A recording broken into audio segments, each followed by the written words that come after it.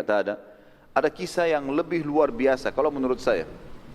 Kisah ini luar biasa dan ini dua orang ini saya favoritkan di dalam hidup saya pribadi dan saya berharap mudah-mudahan dari keturunan muslimin, terutama keturunan saya ada orang-orang yang seperti ini. Ini luar biasa, anak-anak muda umurnya 15 tahun sama 16 tahun. Dua orang anak muda dari Ansar. Namanya Mu'adz ibn Afra dan Auf ibn Afra. Ayah mereka namanya Afra, dikenal dengan dua anaknya Afra, dua anak laki-laki. Mu'adz kakak umurnya 16 tahun, Auf adik umurnya 15 tahun. Abdurrahman ibn Auf menyebutkan di dalam perang Badar, kisah sahih riwayat Bukhari Muslim, dia mengatakan pada saat aku sedang melihat perang berkecamuk dan aku berada di pinggiran kancah peperangan, tiba-tiba saja aku didatangi oleh seorang anak muda Ansar bernama Mu'adz ke sebelah kirinya, lalu berkata, "Hai paman, mana Abu Jahal?" Kata Abdurrahman, "Kenapa kau tanya Abu Jahal?" Dia bilang, "Saya dengar dia orang yang paling menyakiti Nabi SAW waktu di Mekah." Kata Abdurrahman, "Iya benar. Apa yang kau mau lakukan?" "Saya mau bunuh paman." Jadi anak muda ini bukan nyari prajurit-prajurit biasa. Mana kepalanya tuh? Kepala orang kafir nih, pimpinan perang itu memang kebetulan Abu Jahal panglima perangnya. Pimpinannya, kalau muslimin dipimpin oleh Nabi SAW, kalau Quraisy di perang Badar dipimpin oleh Abu Jahal. Maka kata Abdurrahman, nanti kalau saya lihat dia, saya akan tunjukkan. Karena Mu'adz belum pernah lihat Abu Jahal. Kata Abdurrahman, baru saya selesai bilang itu, datang adiknya dia, Auf, di sebelah kanan saya. Seakan-akan mereka memang tidak saling tahu nih. Mengucapkan kalimat yang mirip, "Wahai paman, mana Abu Jahal?" Kata Abdurrahman, "Kenapa kau tanya Abu Jahal? Ini perang lagi berkecamuk, kakaknya lagi sibuk menunggu melihat, dia tidak lihat adiknya.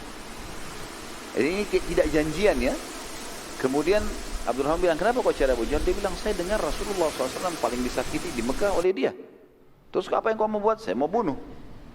"Baiklah, nanti kalau saya lihat saya akan tunjukkan kepadamu." Kata Abdurrahman, tidak lama kemudian tiba-tiba di pasukan musuh terlihat itu. Terlihat ada pasukan Quraisy datang. Di tengah-tengah pasukan ada Abu Jahal. Abu Jahal dikatakan Abdurrahman, demi Allah semuanya dari kepalanya sampai kakinya besi, gak kelihatan kecuali matanya. Sudah gitu dikumpul rumuni oleh pasukannya lagi, banyak sekali, melingkar mengelilingi dia. Maka saya bilang, itu Abu Jahal. Kata Abdurrahman, begitu saya ucapkan itu Abu Jahal, demi Allah kedua anak muda ini, Mu'adz dan Auf adiknya, seperti anak panah yang terlepas dari busurnya, cepat sekali menyerang semua pasukannya Abu Jahal. Dan karena mereka kelabakan, tidak sangka dua orang menyerang sekian ratus orang, gitu kan? Akhirnya kelabakan nih, kacau balau. Mereka terus menebas tanah sini sampai mereka berdua berada di depan Abu Jahal dan keduanya menebaskan pedangnya ke arah Abu Jahal. Tapi karena Abu Jahal di atas kuda dan mereka berdua ini berjalan, gitu kan, berlari, maka pedangnya mengenai bagian paha, dan saking kerasnya tebasan tersebut sampai akhirnya paha Abu Jahal sempat sobek, berdarah dan jatuh dari kuda. Si Auf, si adik ini sempat mati syahid dibunuh oleh Ikrimah bin Abi Jahal. Waktu itu Ikrimah masih dalam keadaan kafir. Nanti tentu setelah pembebasan kota Mekah, Ikrimah masuk Islam radhiyallahu anhu, dan beliau mati syahid di perang Yarmuk. Ada kisahnya sendiri yang luar biasa juga. Waktu itu masih dalam keadaan kafir. Anaknya Abu Jahal, dia menyerang Auf, Auf mati terbunuh, si adik.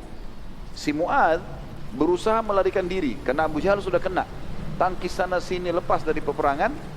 Begitu dia keluar, rupanya ada satu orang kafir atau beberapa orang kafir yang menebaskan pedang ke tangan kanannya dan sempat ketebas. Akhirnya tangannya seperti tergantung, tangan kanannya. Dia pun keluar dari kancah peperangan. Dia nggak berhenti, teman-teman sekalian. Perhatikan semangat sahabat mengejar surga ini. Dan keyakinan mereka kalau mati itu datang bukan karena sebabnya, tetapi karena ajalnya datang. Karena sebab-sebab kematian banyak. Orang bisa ditabrak kendaraan, orang bisa menghadapi kebakaran, bisa tenggelam. Tapi kalau ajal belum datang, nggak bakal mati. Pasti akan diselamatkan, terselamatkan dengan sendirinya. Apa yang dilakukan teman-teman? Bayangkan di umur 16 tahun, tangan kita tertebas, tergantung tinggal beberapa lembar kulit, kulitnya yang halus yang menangannya. Yang dia lakukan dia buka imamahnya, lalu diikat sama dia. Tangannya disatukan, tangan kanannya diikat sama dia di punggungnya dengan imamahnya supaya bisa bertahan. Lalu dia masuk lagi nyerang dengan tangan kirinya. Sementara melawan musuh dia merasa dia kesalahan, kesakitan dengan tangannya ini, dia merasa terganggu dengan itu. Dia keluar dari kancah peperangan, imamahnya dibuka, tangannya diinjak sama dia, ditarik, dikeluarin tangannya, karena sudah mengganggu nih, nggak bisa berfungsi lagi. Setelah itu dia masuk menyerang teman-teman sekalian, umur 16 tahun, dengan tangan kirinya sampai terbunuh mati syahid. Dua anak muda yang luar biasa ini. Ya. Di sini teman-teman sekalian, karena perilaku dua orang ini, ulama sepakat bahwasanya kekalahan musyrikin setelah izin Allah di Badar, selain janji Allah, adalah perannya dua orang ini. Kenapa? Karena ternyata setelah Abu Jahal jatuh dan orang-orang kafir Quraisy tidak ada yang bisa mengobati karena besarnya sobekan di pahanya dan berdarah banyak, akhirnya mereka kelabakan gara-gara itu. Pimpinannya sudah luka. Dan mereka takut, khawatir jangan sampai dari pasukan muslimin keluar lagi dua orang seperti ini yang menyerang tiba-tiba.